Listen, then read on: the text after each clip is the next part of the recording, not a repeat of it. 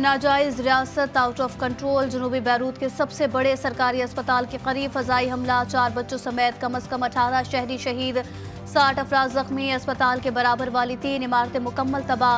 Hezbollah के ठिकाने को निशाना बनाया। इजरायली फौज का दावा, यमनी फौज का इजरायली फौजी अड्डे पर हमला।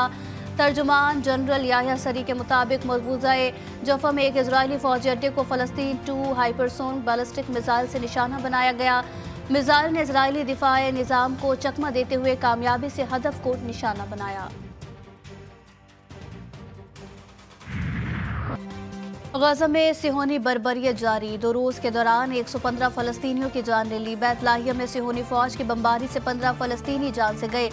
जबालिया में स्कूल पर बमबारी में 10 फ़लस्तीनी लुक़मा अजल बने। शहदा की मजमूई तादाद 42,718 हो गई। मगरबी किनारे के शहर नेबलस में सिहोनी फौज ने फ़लस्तीनी नौजवान को जख्मी किया।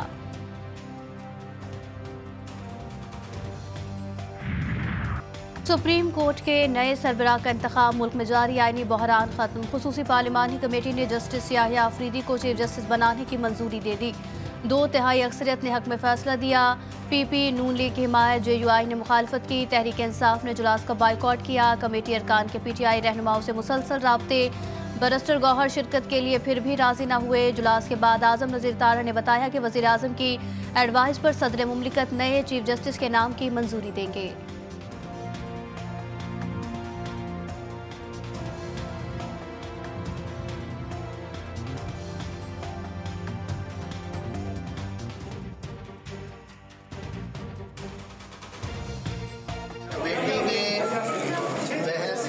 के बाद डिलिब्रेशंस के बाद 2/3 अक्सरियत से जस्टिस याह्या अफरीदी साहब का नाम चीफ जस्टिस पाकिस्तान के लिए वज़ीर आज़म साहब और सदर मुमलिकत को अरसाल। मेजोरिटी ने ये फैसला किया और मैं समझता हूँ कि हमेशा अच्छे की तवक्को रखनी चाहिए कि अल्लाह ताला इस पाकिस्तान के लिए बेहतरी करे। हमेशा अच्छे की तवक्को करनी चाहिए, अल्लाह पाकिस्तान के लिए बेहतर करे। रहनुमा पीपल्स पार्टी राजा परवेज अशरफ का कहना था कि अक्सरियत ने जस्टिस याह्या अफरीदी की बतौर चीफ जस्टिस पाकिस्तान नामजदगी का फैसला किया। फारूक एच नाइक ने कहा कि तमाम अरकान कमेटी हलफ याफ्ता थे और इजलास इन कैमरा था। अंदर क्या हुआ कुछ नहीं बता सकते। तहरीक इंसाफ के रहनुमाओं को नोटिस इशू किए लेकिन वो इजलास में शरीक नहीं हुए। ये इन कैमरा प्रोसीडिंग्स थी, ये कॉन्फिडेंशियल थी और हम अंडर कोर्ट हैं। हम जो डिलिब्रेशंस हुई हैं वो हम बतला नहीं सकते। जस्टिस याह्या अफरीदी 23 जनवरी 1965 को डेरा गाजी खान में पैदा हुए। कैम्ब्रिज यूनिवर्सिटी से LLM की डिग्री हासिल की। 1990 में हाई कोर्ट से प्रैक्टिस का आगाज किया और 2004 में सुप्रीम कोर्ट के वकील बने। 30 सितंबर 2016 में जस्टिस याह्या अफरीदी ने पेशावर हाई कोर्ट के चीफ जस्टिस के ओहदे का हल्फ उठाया। 28 जून 2018 को सुप्रीम कोर्ट ऑफ पाकिस्तान के जज मुकर्रर हुए।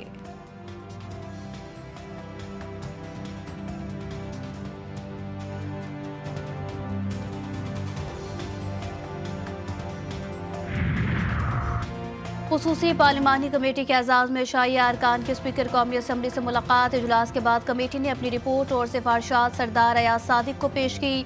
वज़ीर दिफा ख्वाजा आसिफ कहते हैं जिन जजेस को चीफ जस्टिस नहीं बनाया गया वो भी काबिल एहतराम है। तीनों सीनियर जजेस के प्रोफाइल बहुत कम फ़र्क था। हमने तय किया कि कमेटी की बहस को बाहर नहीं लाएंगे। जस्टिस मुनीब अख्तर के नाम पर भी गौर किया गया।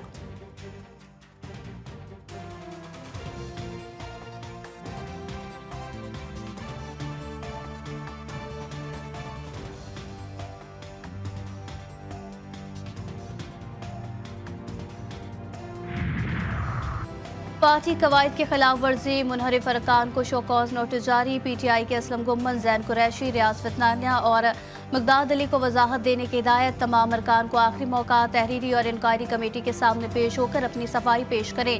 शोकॉज नोटिस इन अरकान को जारी किए जो आईनी तरमीम के दौरान मुबैना तौर पर गायब हो गए थे।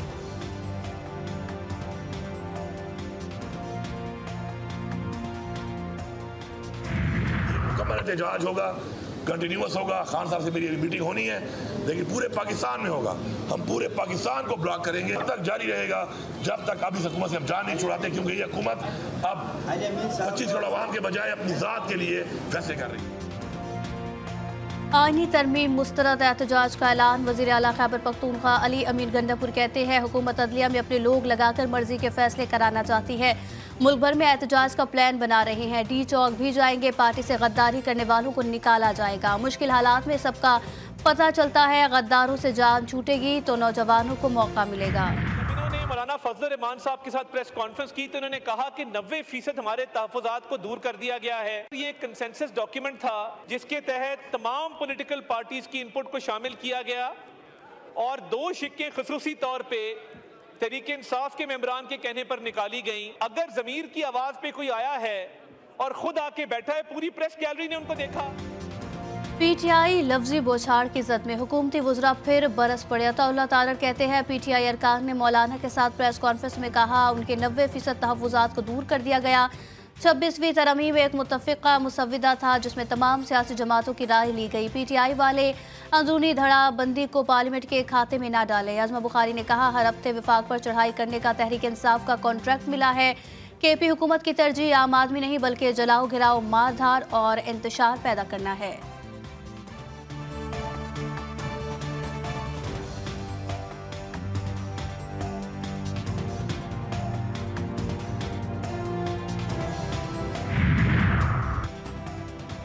वज़ीर आला सिंध ने भी पीटीआई को आड़े हाथों ले लिया। मुराद अली शाह ने कहा आईनी तरमीम पर सब राजी थे, सिर्फ वो राजी नहीं था जो असेंबली का मेंबर नहीं है और वो किसी पार्टी का सरबराह भी नहीं है।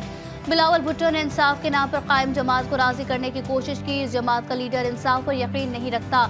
जब भी आइन की बालादस्ती की बात की जाएगी तो बिलावल भुट्टो का नाम सबसे ऊपर होगा। मुर्तज़ा वहाब का कहना था कि 26वीं आईनी तरमीम पर कई हफ्तों से मफरूज़ों पर बातें हो रही थी।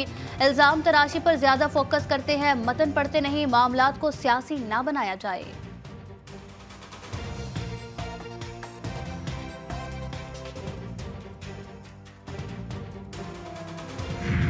सबको जो 26वीं हमारी आईनी तरमीम जो 2/3 से पार्लियामेंट ने मंजूर की है, मैं उस सब के लिए आपको शुक्रिया अदा करना चाहता हूँ। ये यकीनन इंशाअल्लाह पाकिस्तान की जो माशी इस्तेहकाम और पाकिस्तान के अवाम की तरक्की, खुशहाली और सियासी इस्तेहकाम के लिए एक संग मील की हैसियत रखती है। 26वीं आईनी तरमीम पाकिस्तान के इस्तेहकाम और तरक्की में मददगार साबित होगी। आईनी तरमीम से अवाम को अदालतों से जल्द इंसाफ मिलेगा। 26वीं आईनी तरमीम 2006 में हुए मिसाक़े जमहूरियत के एक और विजन की तकमील है। वज़ीर आज़म शहबाज शरीफ का वफाकी काबीना इजलास से खिताब। कहा मुल्क में महंगाई की शरह 6.9% पर आ चुकी। उम्मीद की जानी चाहिए कि अब पाकिस्तान की मुआशी तरक्की में मज़ीद बेहतरी आएगी। वज़ीर आज़म की गज़ा और लबनान ज़ुल्म सितम की शदीद मज़म्मत। लबनान और गज़ा के लिए इमदादी सामान के 2 हवाई जहाज़ फौरी भेजने की हिदायत।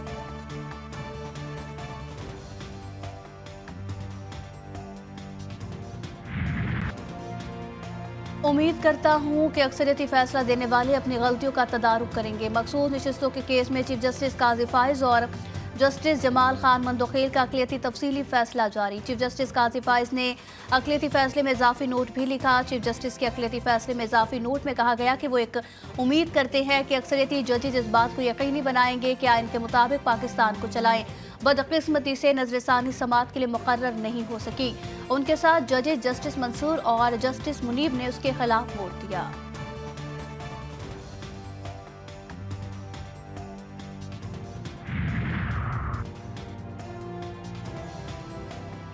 नाजायज रियासत आउट ऑफ कंट्रोल। जनूबी बैरूत के सबसे बड़े सरकारी अस्पताल के करीब फजाई हमला। 4 बच्चों समेत कम अज कम 18 शहरी शहीद, 60 अफराद जख्मी। अस्पताल के बराबर वाली 3 इमारतें मुकम्मल तबाह। हिजबुल्लाह के ठिकाने को निशाना बनाया। इजरायली फौज का दावा, यमनी फौज का इजरायली फौजी अड्डे पर हमला। तर्जुमान जनरल याह्या सरी के मुताबिक मजबूजा जफा में एक इजरायली फौजी अड्डे को फ़लस्तीन 2 हाइपरसोनिक बैलिस्टिक मिसाइल से निशाना बनाया गया। मिसाइल ने इजरायली दिफाए निज़ाम को चकमा देते हुए कामयाबी से हदफ को निशाना बनाया। गज़ा में सिहोनी बर्बरियत जारी। 2 रोज़ के दौरान 115 फ़लस्तीनियों की जान ले ली। बैतलाहिया में सिहोनी फौज की बमबारी से 15 फ़लस्तीनी जान से गए। जबालिया में स्कूल पर बमबारी में 10 फ़लस्तीनी लोकमा अजल बने। शहदा की मजमूई तादाद 42,718 हो गई। मगरबी किनारे के शहर नेबलस में सिहोनी फौज ने फ़लस्तीनी नौजवान को जख्मी किया।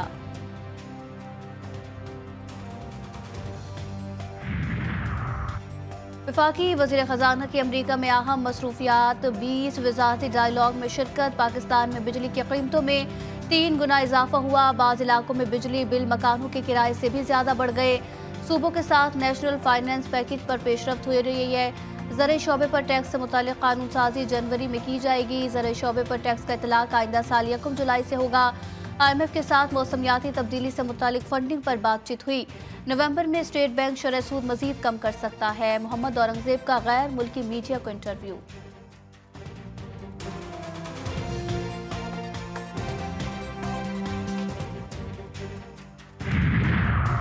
तौलमी सरबराही इजलास का आगाज। 32 ममालिक के वफूद इजलास में शरीक। इजलास का उन्वान आलमी सतह पर मसावी तरक्की और सिक्योरिटी मजबूत बनाना करार दिया गया। इजलास में ईरान के साथ स्ट्रेटेजिक शराकतदारी के अहम मुआहदे पर दस्तखत होंगे। अक़वाम मुत्तहिदा के सेक्रेटरी जनरल एंटोनियो गुतेरेस भी इजलास में शरीक।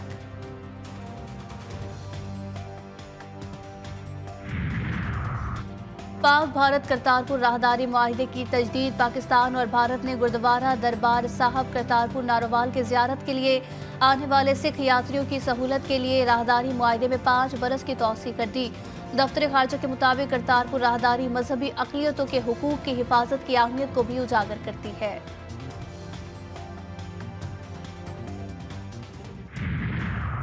और दौरे ऑस्ट्रेलिया में कप्तानी के लिए मोहम्मद रिजवान सबसे मजबूत उम्मीदवार। सिलेक्टर्स का रेड बॉल की तरह वाइट बॉल स्क्वाड में भी बड़ी तब्दीलियों पर गौर। दौरा ऑस्ट्रेलिया से शादाब खान, इफ्तिखार अहमद को ड्रॉप किए जाने का इम्कान। फिटनेस मसाइल की वजह से फ़खर जमान को भी ड्रॉप किया जाएगा।